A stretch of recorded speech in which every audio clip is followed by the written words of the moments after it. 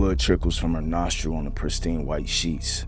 A 23-year-old woman lies motionless on her bedroom floor, her dreams of becoming a physical therapist extinguished in the darkness of a December morning. When paramedics arrive, they find her unresponsive, but she's not alone.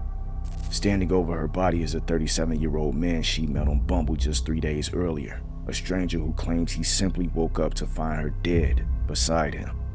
But here's the thing, the man who was with Lauren last made the 911 call, and he would never be arrested. The evidence at the scene would sit untested for weeks, and the family of Lauren Smith Fields will learn of her death not from police, but from a landlord's handwritten note taped to her apartment door. What happened in those final hours of Lauren's life remains a mystery that has haunted her family for over 3 years. Tonight, we're diving deep into a case that exposed the devastating gaps in how we investigate suspicious deaths, and why a young woman's final moments may never be fully understood. December 11, 2021, Lauren Smith Fields, a vibrant 23-year-old from Bridgeport, Connecticut, was living her best life. She graduated from high school, was taking classes at Norwalk Community College to become a physical therapist, and had built an impressive social media following, sharing beauty tips and lifestyle content. You can tell she was the kind of person who lit up every room she entered.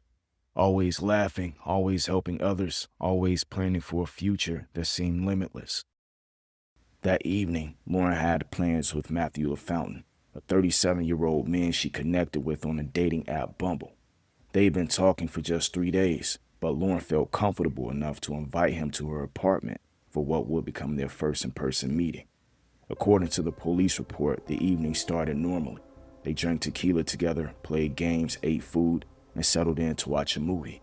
Lauren's brother even stopped by to drop off some clothes, a completely ordinary interaction that would later become crucial to the timeline. But somewhere between the laughter and the late-night conversation, something went terribly wrong. At 6:30 a.m. on December 12th, Matthew LaFountain made a frantic call to 911. The woman he spent the evening with was unresponsive on her bedroom floor, blood coming from her right nostril. He claimed he carried her to the bed the night before when she fell asleep on the couch, then woke up to find her dead beside him. When first responders arrived, they found Lauren lying on her back, not breathing. She was pronounced dead at the scene. The man who called for help appeared trembling and visibly shaking, according to police reports. He told officers they had been drinking, that Lauren had become ill during the evening, and that he simply woke up to find her unresponsive. But here's where the case takes its first disturbing turn. Despite being the last person to see Lauren alive, despite being alone with her when she died, Matthew LaFountain was never considered a suspect. Police took a brief statement and let him go. No extensive questioning, no request to stay in town, no follow-up investigation into his background or his story. The scene itself raised immediate questions. Lauren's apartment showed signs of activity, overturned food, items scattered around, but police didn't treat it as a potential crime scene. They didn't immediately collect evidence.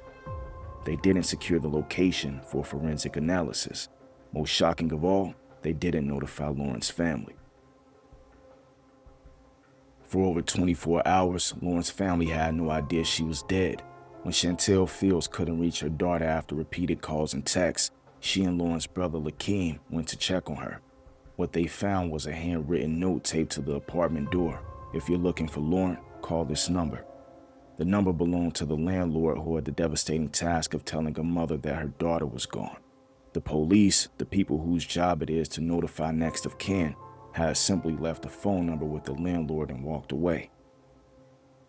When the family finally reached Detective Kevin Cronin, the lead investigator, his response was dismissive and cruel. He told them Lauren had been on a date with a really nice guy, and that they shouldn't worry about him. When they asked for more information, he hung up on them. When they begged him to meet them at Lauren's apartment to explain what happened, he promised to come, then never showed up. The family was forced to discover evidence themselves. When they finally gained access to Lauren's apartment, they found blood-stained sheets, a mysterious pill on the counter, a used condom, and signs of struggle that police had apparently ignored. They had to beg investigators to collect these items as evidence. What followed was a masterclass in how not to investigate a suspicious death. For weeks, crucial evidence sat untested. The toxicology report that could have provided answers was delayed for over a month. The man who'd been with Lauren when she died was never brought in for follow-up questioning. Detective Cronin's handling of the case was so egregious that he was eventually suspended and removed from the investigation, but the damage was already done. Potential evidence had degraded. The crucial first 48 hours, when most cases are solved, had been completely wasted. When toxicology results finally came back, they revealed a cocktail of substances in her system: fentanyl, promethazine, hydroxyzine, and alcohol. The medical examiner ruled her death accidental, but this only raised more questions. Lauren's family insisted she didn't use drugs. Her friends confirmed she was health conscious and careful about what she put into her body. So how did these substances get into her system? And why was the man who'd been with her all evening never thoroughly investigated as a potential source? As the family's frustration grew, they began to suspect something more sinister than mere incompetence.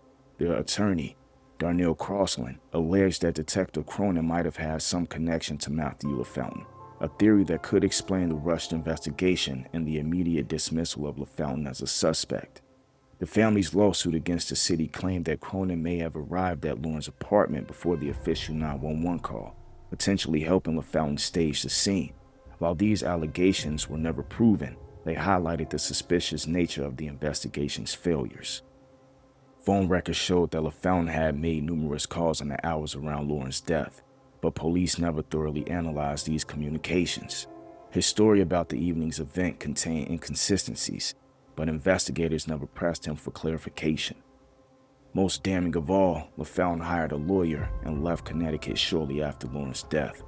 For someone who claimed to be an innocent witness to a tragic accident, his behavior suggested someone with something to hide.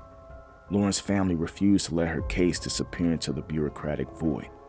Led by her mother Chantel and her brother Lakeem, they organized protests, spoke to media, and demanded accountability from Bridgeport police. Their efforts gained national attention when rapper Cardi B shared Lauren's story on social media, bringing widespread scrutiny to the case. The family's persistence eventually forced police to reopen the investigation and bring in federal authorities. In February 2022, Bridgeport police finally announced they were treating Lauren's death as a criminal investigation, with assistance from the DEA. But by then, crucial evidence had been lost. Witnesses had scattered, and the trail had gone cold. The family filed a $30 million lawsuit against the city of Bridgeport alleging racial discrimination and gross negligence. They argued that if Lauren had been a white woman from a wealthy neighborhood, the investigation would have been handled completely differently. 3 years later, Lauren Smith Fields' death remains officially unsolved. Matthew LaFountain has never been charged with any crime. The investigation that was supposed to provide answers has instead generated more questions. How did a healthy 23-year-old woman who didn't use drugs end up with a lethal combination of substances in her system? Why was the last person to see her alive never thoroughly investigated? How did crucial evidence go uncollected for weeks? The case has become a symbol of systematic failures in death investigations. It's highlighted the need for better training, better protocols, and better accountability in police departments across the country. But for Lauren's family, these broader implications offer little comfort. They still don't know what happened to their daughter, sister, and friend in those final hours of her life. They still don't have justice. They still don't have peace. Today, Lauren Smith Fields would be 26 years old. She might have graduated from college, started her career as a physical therapist, fallen in love, maybe started a family. Instead, her life was cut short under circumstances that remain shrouded in mystery and mishandling.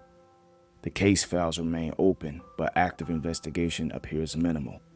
Matthew LaFountain has maintained his innocence, protected by lawyers and the passage of time. The evidence that might have provided answers has been compromised by the initial investigation's failures. Lauren's family continues to fight for answers, but they're fighting against a system that failed them from the very beginning. They're seeking justice in a case where the most crucial evidence, the truth about Lauren's final hours, may be lost forever.